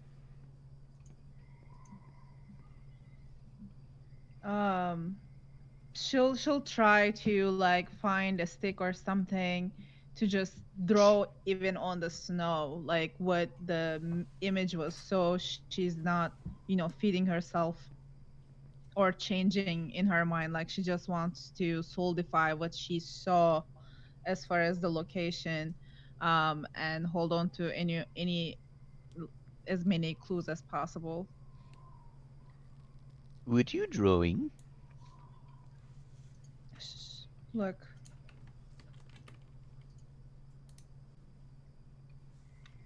We need to find this place. We need to go now. Go get the others, Etten. No, we're the fishes. We stay together, and we have a dwarf over there that we need to question. I don't care about the dwarf. Let's go. We need to go. No. That's not how this works. I have to make sure Ragnar doesn't kill the dwarf. If we don't go now, I'm gonna kill the dwarf. No. You're being very strange. You need to give me those. You know what? rocks. I don't have time for this, Etten. I am going. Ragnar! Can't hear me. Well, we're gonna jump over to Ragnar and Sarkia, who were next to the dwarf, as Helafine basically gets up from him and sort of brings him up with her, binding his arm behind his back, and says like, "Now, you be nice, and you answer our questions, and I won't have to break your arms and leave you here." She's very nice.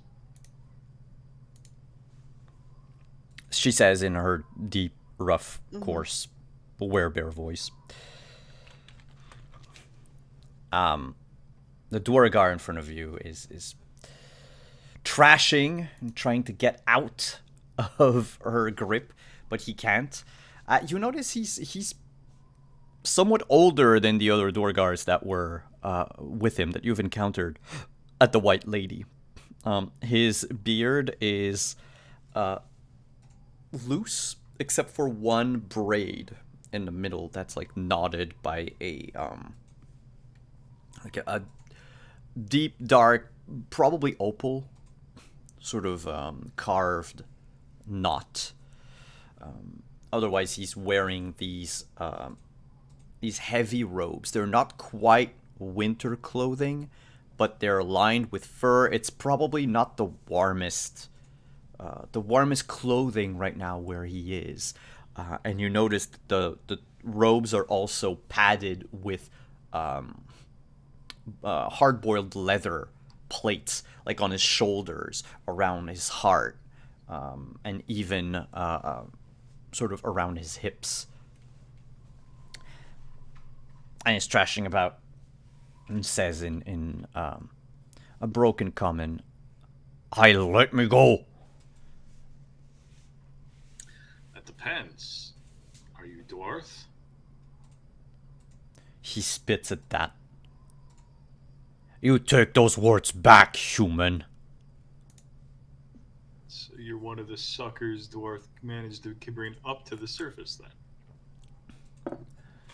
We're no sucker dwarves. We're the next heirs to this place.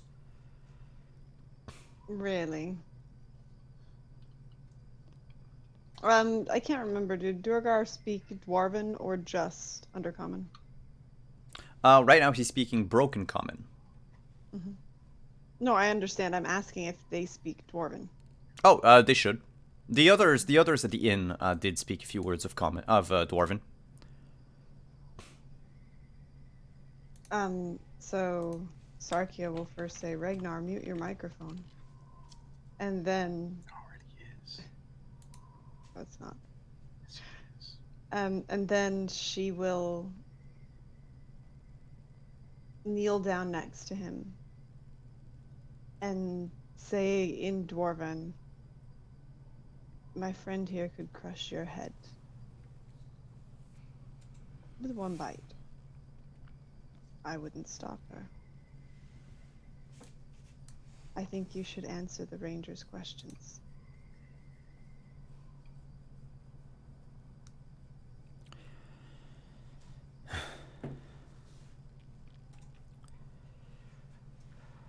Alright, but I know you're kind, honorable, to a fault. I'm sorry, what gave you that idea? You're gonna let me go after I've answered your questions, aren't you? I need a promise. I need a guarantee that I can walk away. You gonna run back below so Sunblight can kill you himself? Ha! I am Sunblight, boy. Yes, he is apparently their pitiful excuse for a prince. Self-styled, was it? I I mean, thought he said king. I don't know. I mean, honestly, who gives themselves royal titles? That's ridiculous.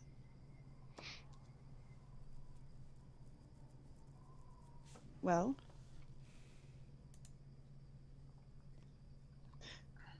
head crushing or the possibility we might let you go. It's your choice. I think you'll find the honorable one is currently a bear and the other one's pretty far away. Fine. What is it you want? Sarkia will look up at Ragnar and just kind of gesture with her head. There you go. I could have done this perfectly fine, and he would have only lost half of his fingers. He still has time to lose all of them if he's not very... Why, time's a wasting. Yes, yes, yes. I'll just grab him by the beard so I can pull him up slightly to look at me since I'm a bit taller. So, you have these stupid rocks, and also you attempted to kill us. So I want to know why for both.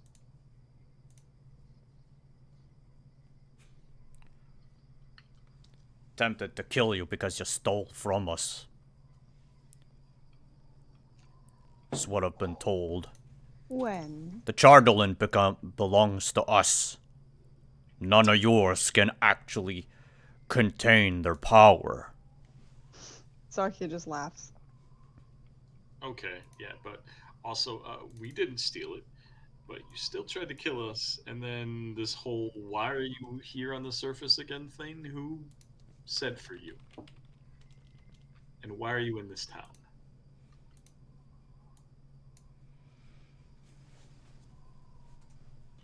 In other words, whose orders are you dancing to, Puppet King?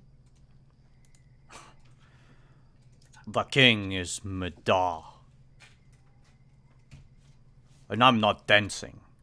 I'm working my way up. I'm gonna rule all of this area From here to the other end of the lake. Oh, really? A whole lake? That is very ambitious. Soon as we get rid of you inbred farmers. Inbred. They are mostly inbred. I mean, yes, but None of them are farmers. he's saying that we are. I think that's quite wrong. I don't know about you, but I mean, maybe bird people are inbred, but She belongs in Icewind Dale about as much as you do, Dwargar, so... he's correct. Then I suggest you go back to whatever place you crawled out of. This Funny how land you're not belongs to the answering our Dwergar. questions. You know, for a stronghold, you guys had less than half a dozen Dwargar here. What kind of presence are you trying to make? Ha!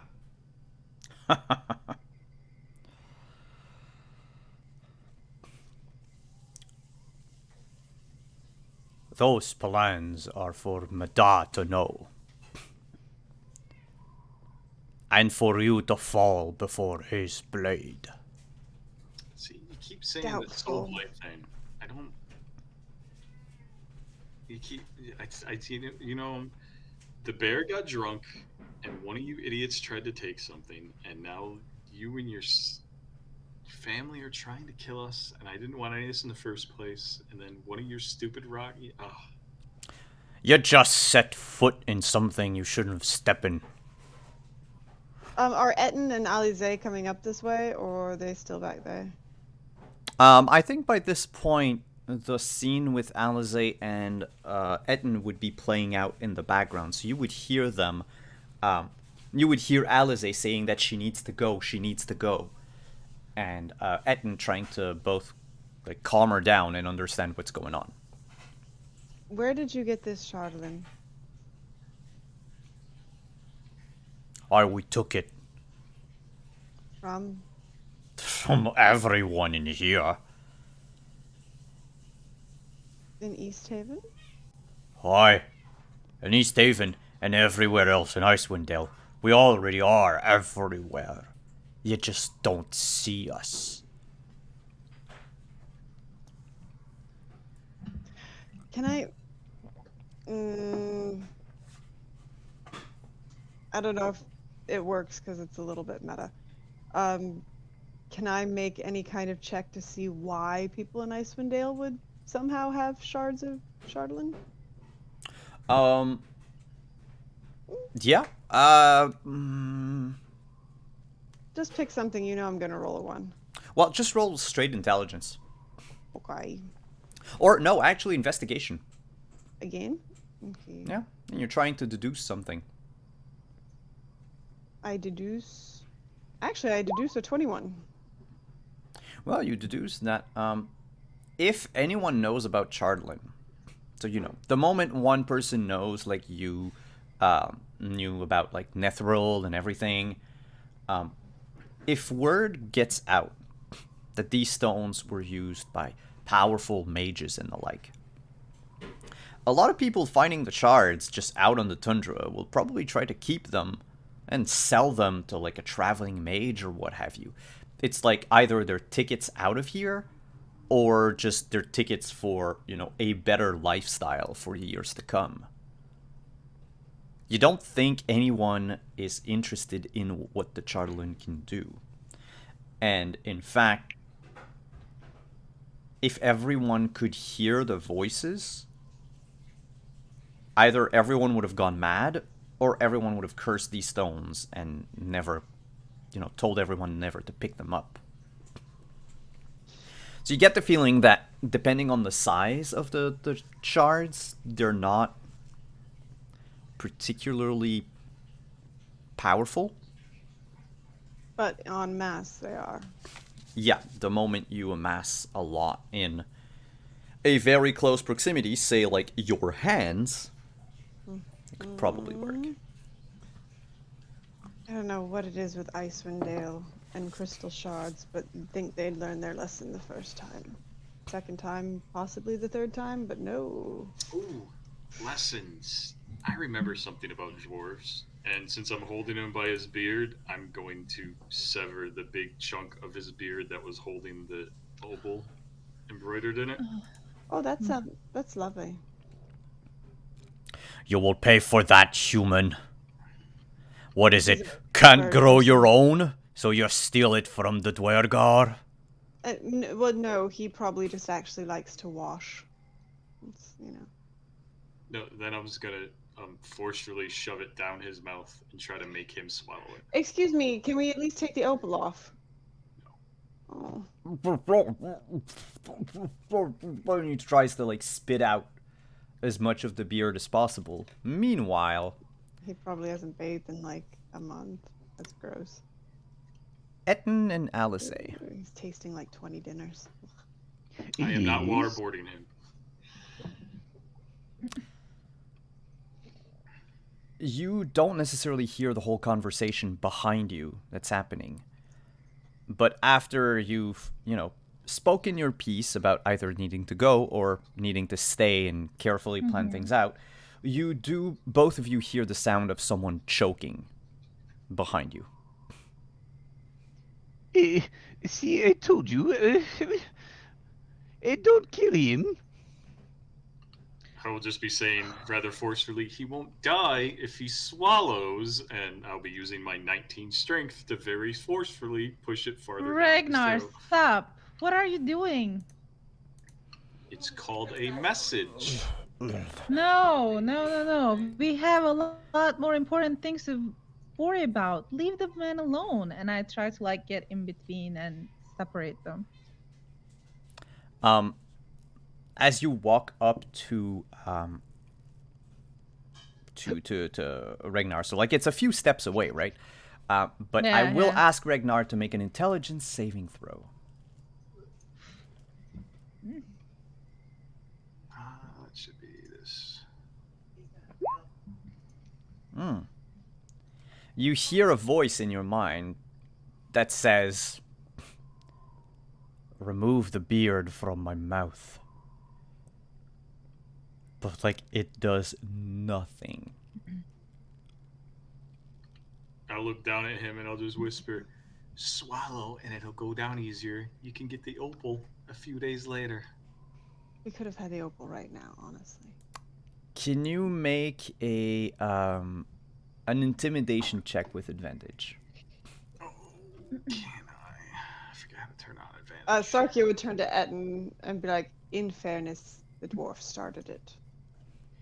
Well, that's no excuse to act out like this. I've seen multiple times swallowing a large thread or something like that gets wrapped up in the insides, and you can't go to the bathroom forever, and it causes all Or sorts you need of. help. Or you just need help to like get it out. Oh yes, oh yes. It's gross. Am I close Yeah, by? you get there when the dwarf begins to try to munch on his own beard. Okay, so I'll try to separate them and like just give him time to spit out the beard. But why were you taking these rocks?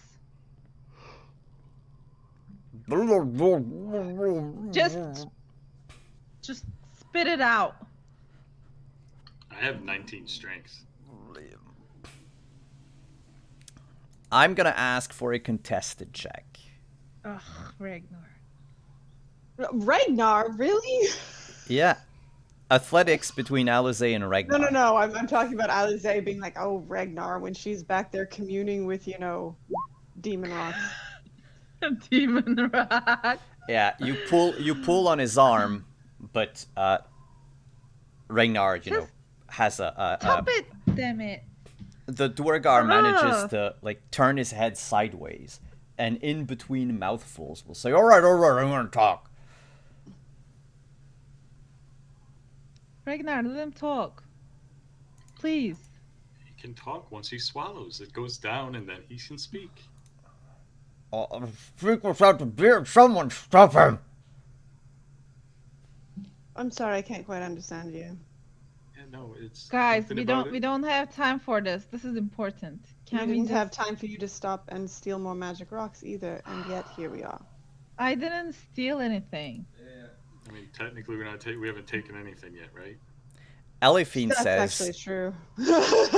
Elephine pipes up and says, we should argue less and figure out what's going on right now, Yes. because I don't like standing on the ice. Oh yeah, you've got bad with ice. Yes. Sarkio will look down at the ice. I don't see anything, don't worry. So Sarkio will reach over and just yank a handful of the beard out of his mouth. Talk. Etienne, you were going to say something before I go into Duergar mode?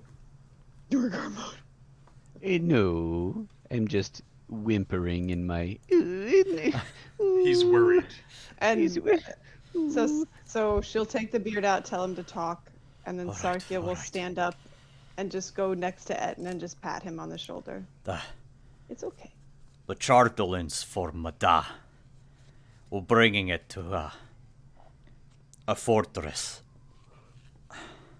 hidden in the mountains.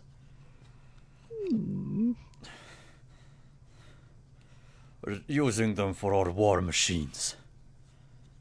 You're powering war machines with these. A war machine, the likes of which Faerun has never seen before. Have you gone absolutely around the twist?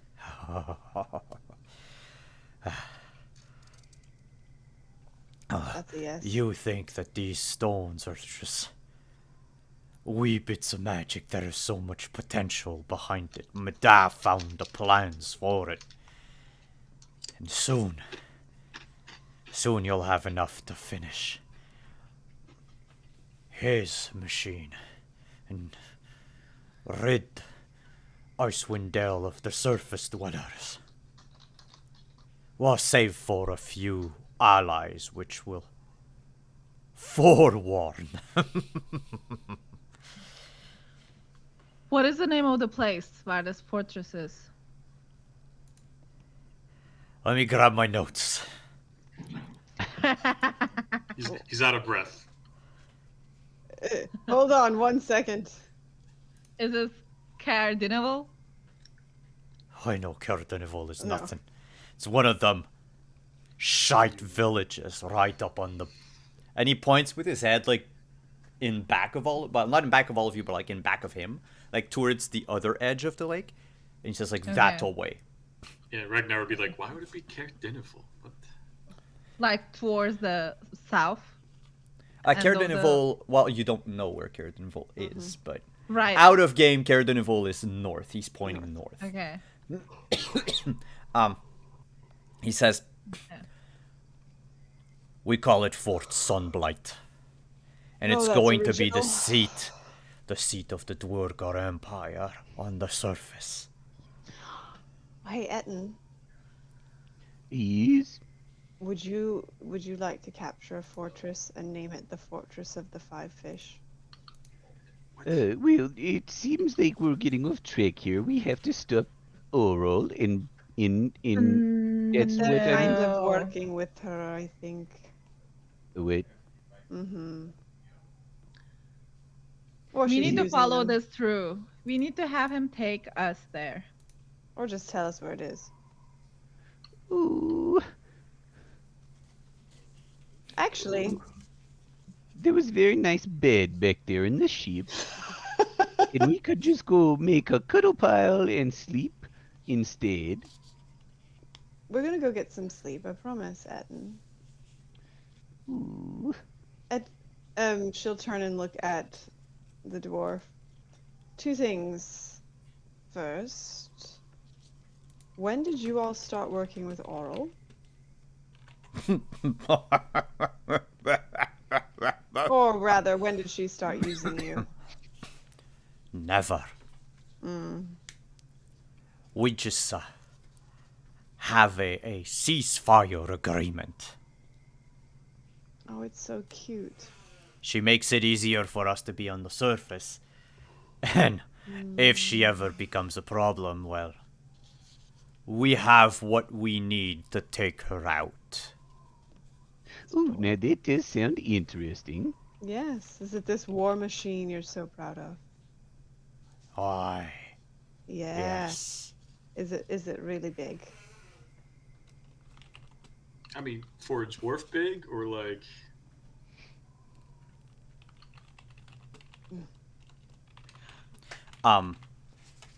There's Have ye ever seen a dragon before?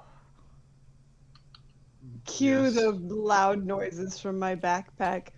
Absolutely. And this is larger than the largest dragon that has ever flew your wretched sky. So it's smaller than that. Yeah. Yeah. What I think you're going to do is give us directions to your fortress.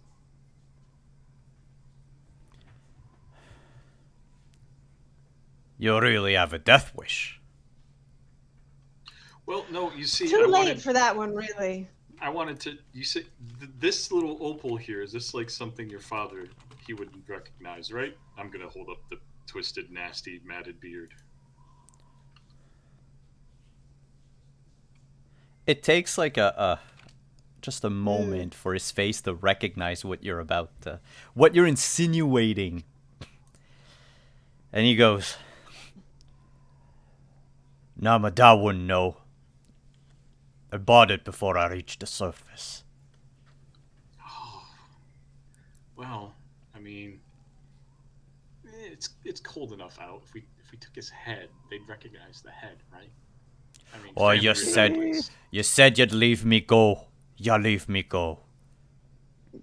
I didn't say that at all. Did I say that?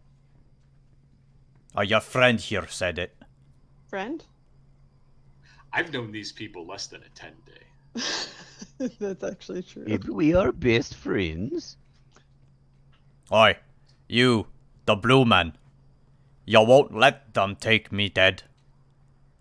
You'll let them leave me alive, unharmed. Well, I try to do the right thing, but sometimes they don't let me. Oi, What is the right thing, Etten, if you sacrifice one person to save many people? Well, Lathander would find a way to not have to sacrifice any people and just save all the people. I'm just gonna cough so I can stop myself from laughing. how about this? You leave me alive, and not only do I tell you where to find Midas Fortress, but also where to find my brother. Oh, because we care about your family. Have I mentioned I've known these people less than a 10-day? Listen, if Mada and my brother do not make it out of this little campaign alive, though I doubt that'll be the case, I stand to inherit their estate down in Gracklestug. Bless you. How about that? If you're successful, I'm gone, and I'm rich. And if you're not, well, I'll just come back later. I'm really not sure. Etten, do you see what is in this for us? Yes, Or Alize? we need to get there To stop the war machine. No, I mean we get to the Sunblight Fortress, yes? Yes. Mm-hmm. When I asked my fish if we should go to the boat, it said yes, because something good would happen. Mm-hmm. So I feel like maybe we have to go, even though I don't see how this advances Lathander's plan. He is wiser than I am.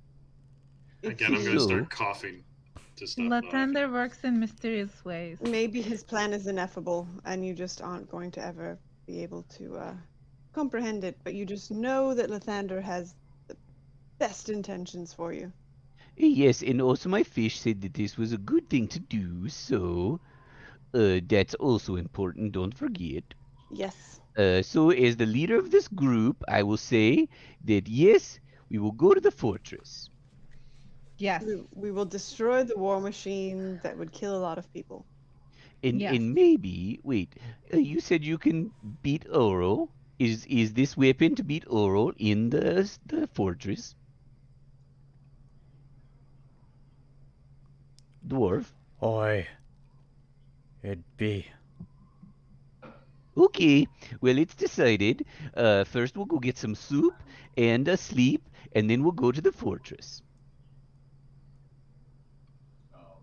I mean, his reasoning is sound. We should probably stop at a merchant and sell that plate armor, though.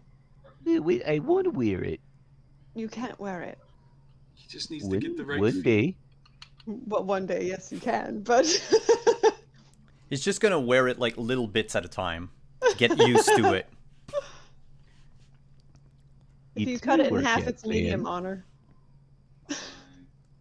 um, all right. Well, Etten, I believe that is a solid plan. Yes. Okay, goodbye, dwarf. He's going to give us proper Tell us directions. how to get there. He has to tell us how to get there, Etten. Oh yes. I just need one arm. It's in my robes. If you only need one arm, I do suggest that you don't do anything funny with it, because I will have the bear rip off the other one. Oh, you mean your arm? Yes, his arm, Etten. Unless you want to touch me. Okay. I didn't think that through. Yes, I'll find He it. likes to touch everybody, honestly. Etten, if you start patting down the dwarf, you would notice that under his robe there are two scroll cases, like leather cylinders, on each side, like holsters of his waist. One is longer than the other. Nah. Wow. Hey, Justice laughed first.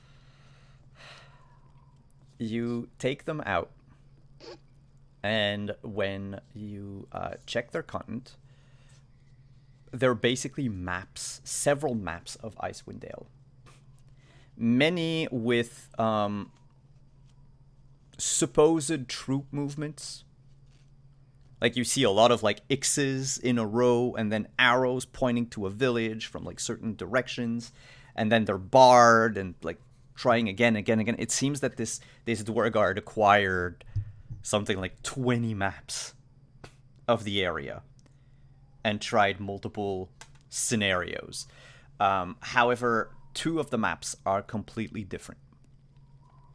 One of them actually points to a location which, if you have your Legend Keeper open, you will see a diamond pin to the south in the middle of the mountains. This is where Fort Sunblight is. Okay. And the West other of one, Oya Minotaur's thing. Yeah, okay. yeah, not too far from Oya Minotaur's place. And the other place is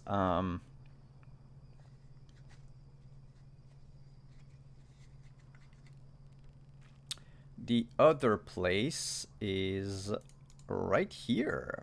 Boop. On the northern side, the northern face of Kelvin's Cairn.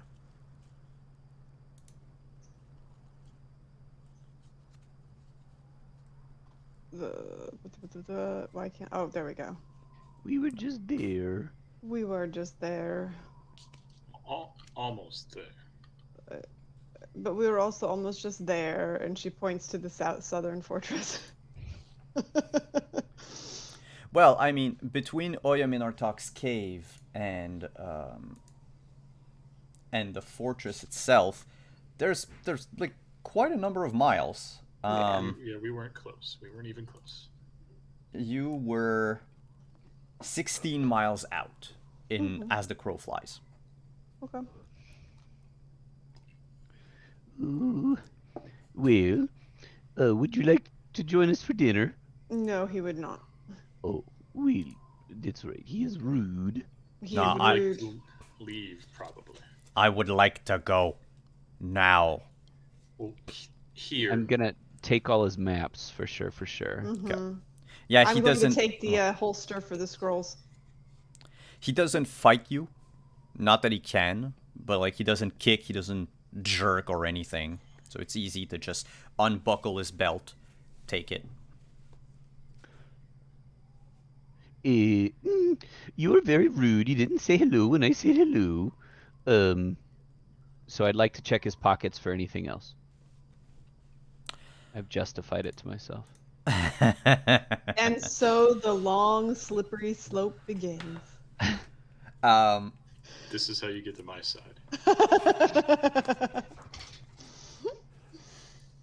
let me roll a thing. And we'll end almost on that tonight. He actually has a small pouch that contains a handful of, the Dwargar pieces that you've already found before, like the dwarven money. But there is also 16 silver pieces in there. I won't rob him. I'll give that back. I was looking for anything else. He doesn't have. So you remember that, use your detect magic, so you remember magic, but he doesn't have any arcane focus. He doesn't have any components, like pouches with spell components or anything of the sort. He doesn't even have any weapon. Ooh, this is very strange. What's strange, Etten? He doesn't have any weapons. A dwarf without weapons? He doesn't have a beard at the moment either. But... That's true. You might want to get that cleaned up. You look a little silly. Maybe you could just shave in the middle there and go with the chops. It'd be a good look for you. Or no? Okay. The hell bye. you are giving me beard tips. He can grow excellent beards.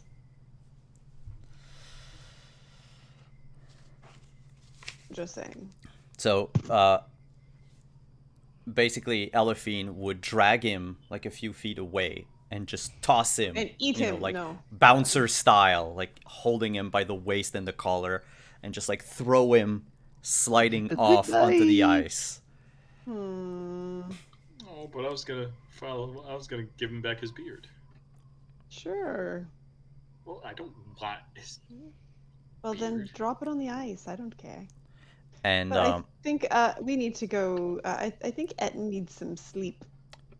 when you all turn around, you notice that Alize was quiet. Mm-hmm. She is standing upwards, rigid as a plank. Oh, Her boy. eyes completely white. As no, she she's doing the begin thing. muttering a prophecy Oh, good. that we will hear next week. Hey, Tumai, you have to do the eye thing now. I can't do it like this. Oh. Awesome. So, yep. Did you forget to take the feat for Yay. heavy armor? Justice, is that what you were gonna do? Yeah, I took Warcaster instead, which That's better. Yeah. is good. Yeah. But Warcaster's did you good. know, Etten, that you can train a proficiency? I did not know that. Yep. So it's not a rule that a lot of people uses, but that I find is very interesting. Normally, you can train with, you can train like a tool proficiency. You can train a language, but I also allow it for other stuff. Like, if you learn how to become a blacksmith in like a couple of weeks, you could learn how to wear heavier armor. The fact that you choose the feat, however, it's just the feat makes it faster and it gives you a bunch of other bonuses, like a bonus to your strength or constitution, which, is still worth it in some way. How this works is it takes a number of weeks equal to your, I think it's Okay, so it's 10. Don't say intelligence. Yes, it is 10 work weeks minus 1 per point of your intelligence modifier. So what is your intelligence? -1, isn't it? Yeah. So 11 weeks. So it would take you 11 weeks. But if you want to keep track of it, this is very simple. They're actually 10. Yeah, so 10 work weeks. Not assuming this is Farron, that's 50 days. So yours would be 55 days. So if you want to start a countdown, because it might just happen, in 54 days from now on, Oh man. you'll, unless you get the level first, you'll be able to wear heavy armor. So 54 days are level. Well, or however we- many levels you need. We got the armor pretty early on. We did. It was like And I've been- episode 2. I've been carrying it around. Somebody Okay. put on those creepy dead man boots. Would I'm not you- putting on the They do. creepy dead man boots. Would you like me then to say that we'll shave off 10 of those days? So it's 44 days left? If that At is what fair. cost? Yeah, if we assume that Etten has been, eyeing this armor and wanting to wear it since the beginning, I would assume that whenever there's downtime, like, Etten would try to wear it and try to, I like. move in Yes. it. Oh, most definitely. And I'm like, oh, look at my armor. That will be excellent when that happens. It will be fun. Yes. And then you won't have to carry it anymore. Ye- I mean, he'll Yes. still carry it. It'll just be physically On him. And I think it gives me a +2 to my AC. It does. it would bring, full plate would bring your AC straight to 18, Yes. but Oh. this is not just, I think it's not just the regular full plate. Let me just, It was magical. Somehow. yeah, it was magical, which I just need to find the, oh god, that's not it. We'll figure it out. Gotta go way back. Oh. Kelly stares at you in 12 armor. You're a wizard. You're a wizard. You're a wizard, Kelly. Shush. So while I don't I'm have any looking- armor, so it's all good. That's true. While I'm looking for this, let's go around the table. Tell us where we can find you this week. We'll start the same order that we did the intro, so we will start with Justice. Oh, hello. Hi, everybody. My name is Justice. I'm one half of the team at Bard and Barbarian. We have an exciting week this week because we are kicking off our 4-port series, Vampire the Masquerade, in Depression era Chicago. So Diana is the storyteller there, and you can see Kelly and myself over there. And that will be a very, very fun time. Highly recommend coming in and stopping by. And also, we are releasing 2 brand new products this week. Some very special stuff. So stay tuned. And other than that, you can find me on the socials as Stashmandu or bardandbarbarian.com. Or wait, Bard and Barbarian on the socials, and then bardandbarbarian.com. Tumai, where can we find you this week?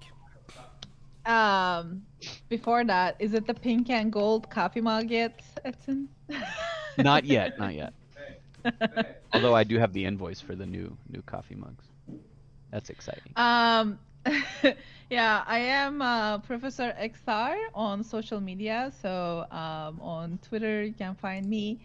And this is the only game I have this week, but starting from next week, on Fridays, we have our Vampire the Masquerade game starting. So I'm super hyped about it.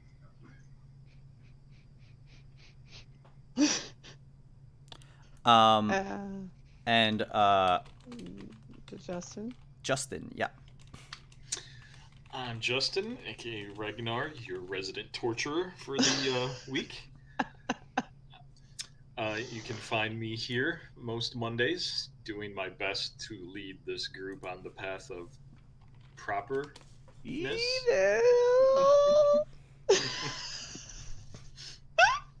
And you can find me at Pirate Jesus _ on the socials.